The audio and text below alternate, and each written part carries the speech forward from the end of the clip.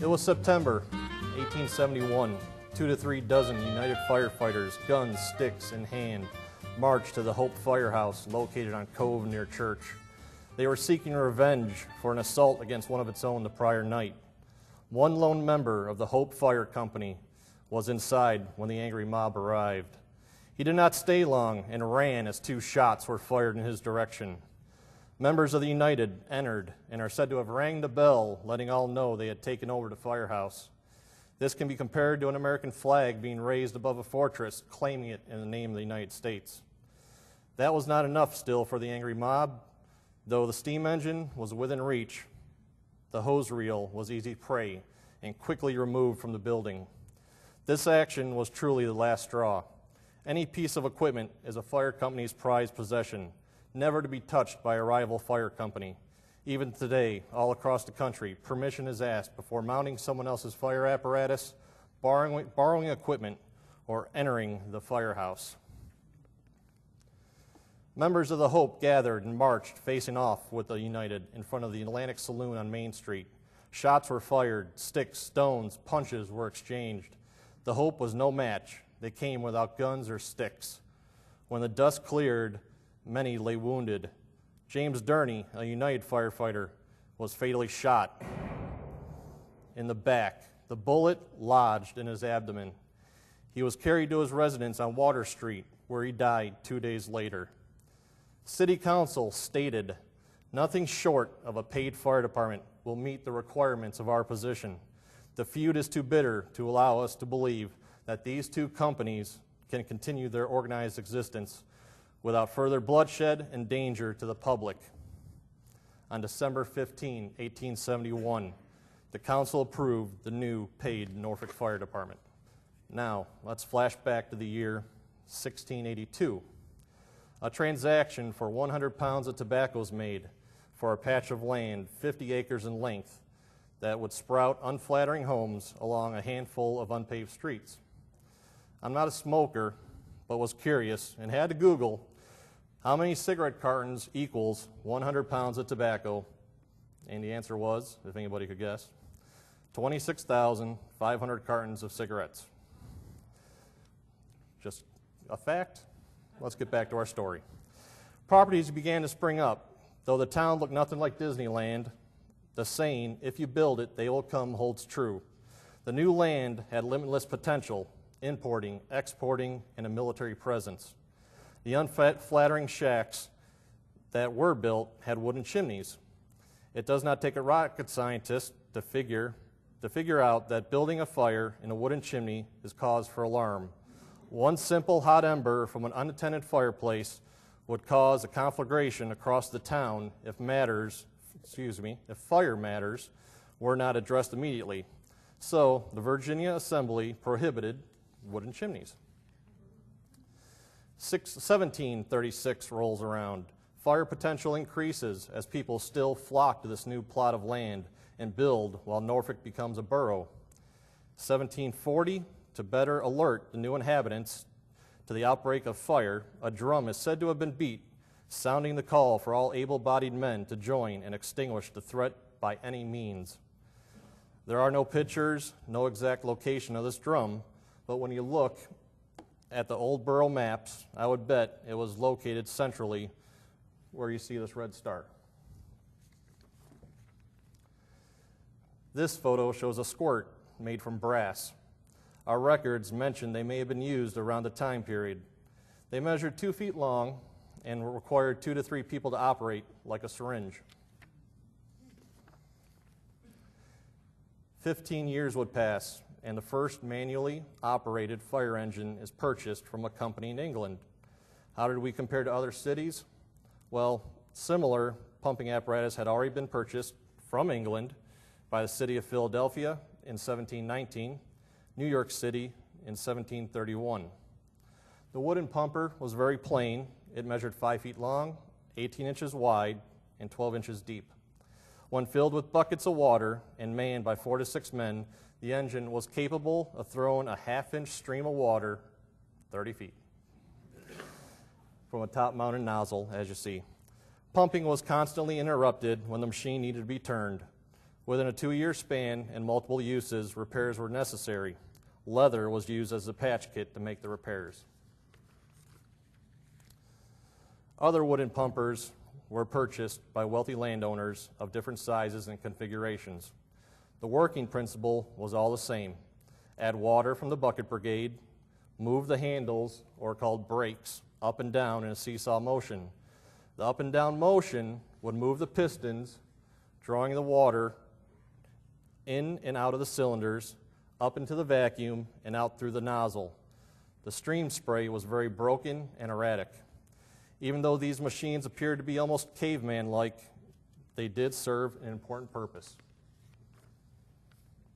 So important that when English troops came ashore in 1776, they removed all the engines with the city mace to Kempsville. The burning in Norfolk was somewhat accidental. The objective was to burn the warehouses that snipers fired from to assault the landing party, but the flames could not be controlled. Home after home was destroyed. Nearly 2/3 of the borough laid in ashes. In 1783, the court ordered the return of the fire engines and digging numerous public wells for added fire protection. Upkeep of these wells required the appointment of caretakers, yet another fire protection safeguard, but still no organized fire company. 1793, an article in the Gazette mentioned an interesting fire tactic used after a fire started in a copper shop on Woodside Lane, destroying multiple buildings.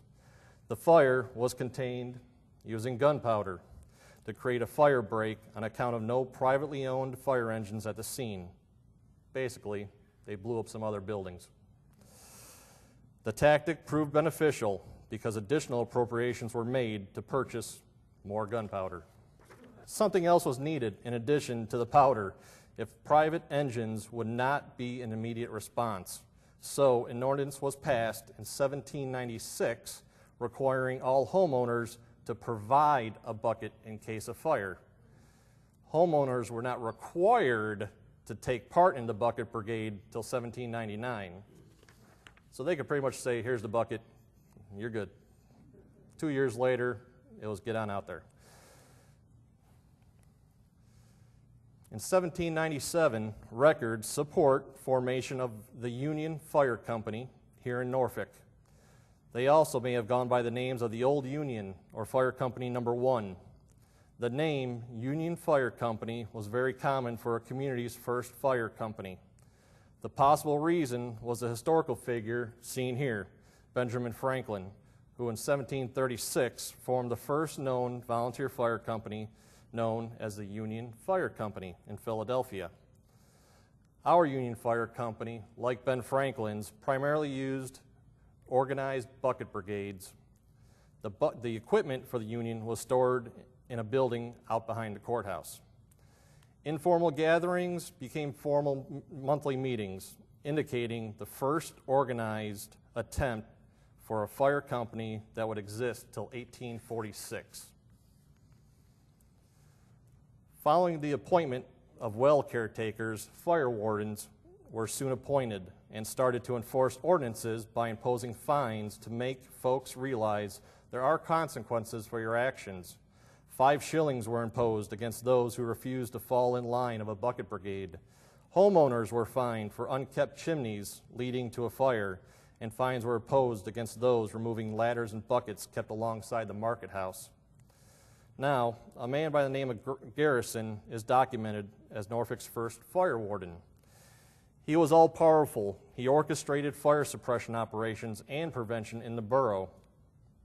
This is a fire warden's staff, dated 1797, given to the museum by one of our family members.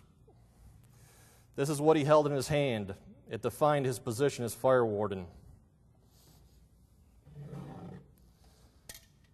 Also, from the movie, you may have seen a speaking trumpet. This was very common for the fire warden or the person in charge to bark out orders to command the scene.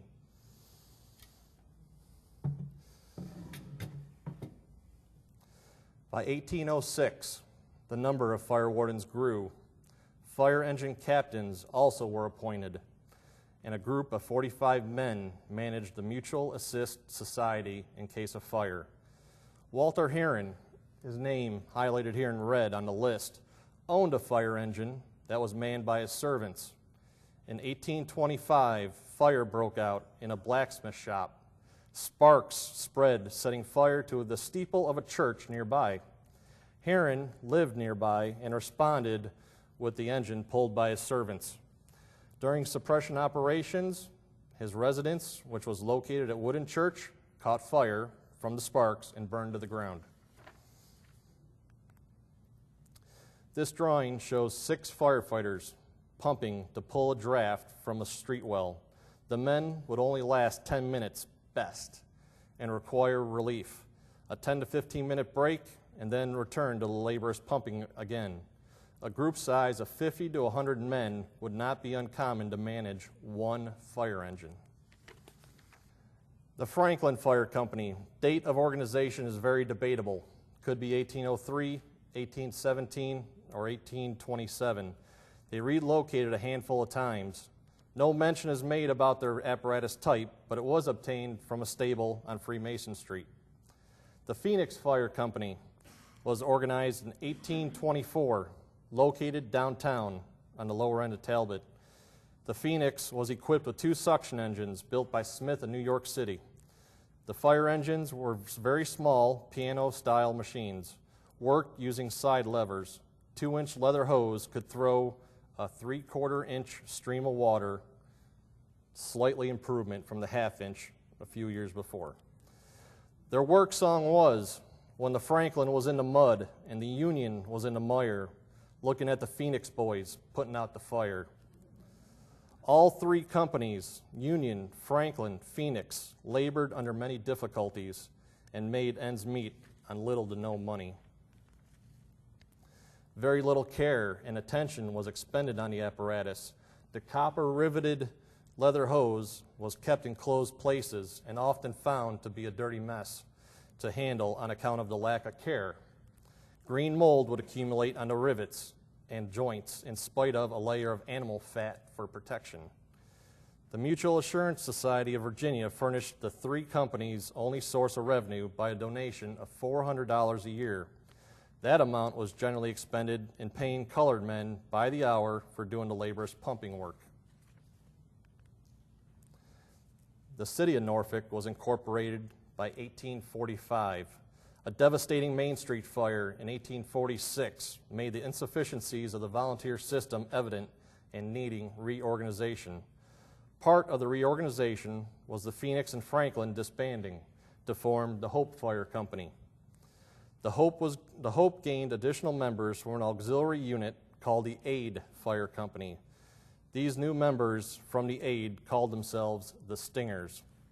This belt here is a parade belt, which you can see out front in the lobby. The Hope Fire Company was a success, and it was soon necessary to relocate the growing membership and apparatus. The new firehouse was built on Cove near church. Finley F. Ferguson was appointed the first volunteer fire chief engineer overseeing the Union and Hope. 6 others would follow, listed here on the screen. The new volunteer organization was a complete failure. Around this time, the fire companies were transitioning from all colored to white, causing many to refuse to work together. However, the fault was thought to be in the lack of equipment. So, Chief Ferguson visited the Harmony Engine Company in Philadelphia. This is a photo of their firehouse, still stands today as a historical landmark. There, he purchased a double-ended engine made by Agnew for $400. Upon the return trip to Norfolk, the engine, like this one you see here, was given to the Union Fire Company. The engine was found not to have suction capabilities, which meant it required assistance from another engine to bring it water. Once it sustained water, it proved to be the best fire engine in the United States, capable to throw a stream of water through an 1.25-inch nozzle 208 feet. well over the original 30 from 1751. 1850, another devastating fire, this time occurring on Water Street, caused the Union Company to disband. Members still willing to serve as volunteer firefighters joined a newly formed company named the United. The members built their firehouse on Water Street, seen here. They felt the waterfront needed better coverage. The work song of the United, down with the red, up with the green, for that is the color of our machine. A few of the notable members pictured here: Thomas Kevel on the far left. He would become our first chief engineer, fire chief. Thomas Rowland would become a fire commissioner and department historian. And John Weber would eventually rise to assistant chief engineer on the far right. The Hope and United were the standalone volunteer fire companies covering a span of 1.16 miles. A yellow fever epidemic wiped out a third of Norfolk's population in 1855 after a freighter named the Franklin was allowed to dock. I'd assume the membership rosters of both companies was affected, creating additional manpower hardships. A news article dated 1856 spoke of the Union, Hope, and Aid fire companies taking part in the procession to the church for services. March 4, 1861, Abraham Lincoln was elected president. 1 year later, Civil War would break out in April of 1862, requiring all able-bodied men to enlist. Norfolk's bravest, the firefighters, answered the call to arms and furnished a number of military companies: the United Artillery, Harris Guard, Woodus Riflemen, Grays, Juniors, the Hague's Battery. In fact, it is estimated nearly 2/3 of the soldiers from Norfolk were firemen. Federal soldiers took charge in 1862 when the volunteer firefighters were away. They made efforts to organize what volunteers remained. During their occupation, the suction and water stream capabilities of steam power was introduced. A first-size Muskeg steam engine capable of 900 gallons a minute was purchased and assigned to the United Fire Company. But once again, the lack of hose made this top-of-the-line innovation useless when the Atlantic Hotel caught fire in 1867 and burned to the ground. How did a steam engine work? A hose connection was attached to a boiler in the firehouse, keeping steam pressure at roughly 25 pounds. As the horses pulled forward, the hose automatically disconnected, allowing the engineer to slosh kerosene on the elixir and kindling, which was under the boiler. A strike of the match ignited the materials. As the steamer swung into the street, smoke would pour from the boiler, and by the time it reached the fire, steam pressure would be high enough to cause a safety valve to pop. But keeping the steam pressure up at a fire scene was no easy task. Engineers were crucial in maintaining steam by balancing fuel and water. Too much water in the boiler and too little flame in the firebox meant a long heat time. Too much flame and too little water meant a boiler meltdown or catastrophic steam explosion. Engineers used gauges to indicate the boiler's water level, and they inspected the fire through the fuel door. In April of 1865, Civil War ended with the surrender of General Lee. Troops from Norfolk returned home to find changes had occurred in their absence, especially the introduction of steam, as we just discussed. Now, fewer men would be needed to man the apparatus. The volunteers feared for their livelihood. Annual elections caused the department rosters to constantly change. Over a 5-year period, as you can see here on the screen, tempers would flare up between rival companies. By September of 1871, the rivalry quickly developed into jealousy, bitterness, criticism. The rioting that led to bloodshed settled the fate of the volunteer companies. Captain Thomas Kevel of the United would be appointed to lead the new paid fire department as the year entered 1872. Some brief information about Thomas Kevel. He was our first chief engineer, appointed to lead this aspiring department.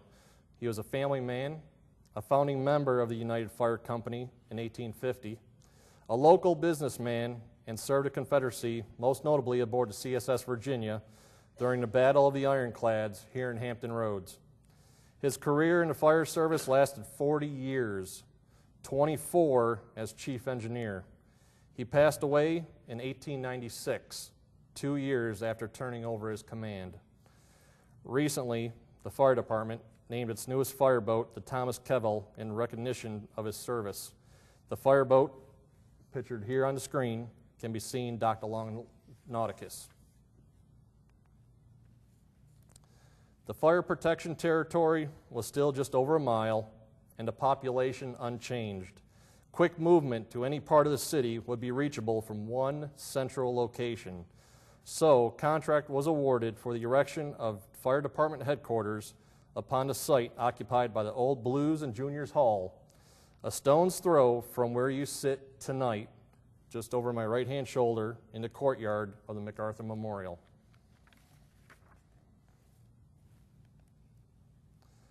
Upon completion of the building in 1872, the apparatus of the United, Hope, and Union Truck Company, operated by 9 paid men, were transferred to the new quarters. The volunteer firehouses were all sold.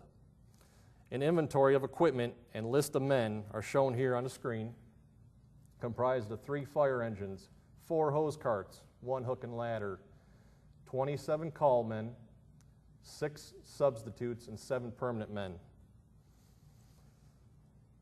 All the modern improvements for speed were introduced, and the department compared, with few exceptions, with the best fire departments in the country. The reason for such a speedy response was that the 7 permanent station men had to give their entire time to the department under rules and regulations printed in 1872. Only when directed by the chief engineer or assistant in charge were they allowed to be absent or travel outside the city limits. The men shared the responsibility to maintain care and order of their firehouse in between calls. The firemen of each company devoted their entire day to cleanliness and readiness of the apparatus. A strong, dependable means of transportation was now necessary to pull the 6-ton steam engines through the city streets come wind, rain, or snow. Horses by the name of Klondike, Henry Clay, Napoleon, were all called to duty, and they were catered to for their labor. The horses received daily baths, rub-downs, spotless stalls, fresh feed 3 times a day, mandatory rest periods, warm blankets, and while in the public, they received all the attention. 2 horses go down in history in 1923 named Thunder and Lightning. They were the last 2 horses retired from the Norfolk Fire Department when motorized tractors were fitted to pull the steam engines and ladder trucks. Unfortunately, there's no such thing as a retired firefighter. The call to duty is second nature, no matter if you have 2 legs or 4. The horses, in particular, Thunder and Lightning, were sent to a dairy company to live out their days pulling fragile glass bottles. As the fire engines rolled by, bells ringing, smoke billowing from the stacks, the horses would turn and run to follow. Milk bottles soared into the air. The horses quickly were reassigned to cleaning the streets. Notification of fire alarms came over telephone lines by this time. Norfolk installed its first alarm system in 1887 when the Southern Bell Telephone Company leased the city 9 street telephone boxes. The boxes were used for both fire and police services. The city of Boston is credited with installing the first alarm system in 1851. It was not long after additional telephone boxes were purchased that one overhead circuit wire would become 12, Installation of indicator boards would indicate the box alarm number on a taper reel. Firehouse alarm bells would turn on the lights and release the horses, who would step into position for harnessing, made for a quick response prior to the motorized era. The next two photos I wanted to show, since they were taken in the same location out back here behind what is now the MacArthur Memorial, a few years apart. The number of men in both photos is roughly the same, 40. This photo shows them in parade attire on Memorial Day in 1888. This shows them in required duty attire. Again, when you leave tonight and you're walking the cobblestones out back, you'll pretty much be walking right where these guys were standing. Hopefully not run into any of their ghosts. In the spring of 1892, contracts were awarded for 2 additional horse-drawn steam engines. After being tested, they were placed in service at fire headquarters. One would be named the Edward Church, and the other the Thomas Rowland. Both men served as fire commissioners. The names would be etched on a steel collar attached to the steamer's smokestack, circled in red here above Engine 5. You can see the collar done for C.H. Bull, a fire commissioner, in the lobby with the other fire memorabilia. As Norfolk's population grew, a second firehouse was commissioned in 1893 on Queen Street near Church. Engine 2 and other equipment was moved from headquarters. The firehouse would eventually house a steam engine, hose carriage, ladder truck, and the assistant chief. August 7, 1894, Martin J. Ryan, foreman of Engine Company No. 3, was elected chief engineer, succeeding Thomas Kevel. 7 additional men were added to the department roster. The city's growth continued to flourish, requiring the department to continue beefing up to provide adequate fire protection extending outside the city limits. To reduce water damage to property, the first chemical company was added to the inventory. A shed-like firehouse was built named Chemical House No. 1, located somewhere along Plume Street. The company foreman seen here in this photo is John Kigbin, a local store owner who would become our 3rd chief engineer. Records show chemical fire engines controlling 80% of the fires here in Norfolk. They were fast, already charged, and ready to activate within seconds after arriving on the fire, and enabled firemen to get water on the blaze 3 to 10 minutes sooner than a steam engine. A chemical engine produced a water stream under pressure after a chemical reaction occurred between sulfuric acid and ordinary baking soda, producing carbon dioxide. When carbon dioxide would generate the pressure within the cylinders to expel the water. The only downfall, the reaction expelled the water all at once. In December 1898, a 3rd firehouse, pictured here, was commissioned on York Street near the Atlantic City Bridge for Engine Company No. 3. Engine 3 served Atlantic City, also known as the 6th Ward.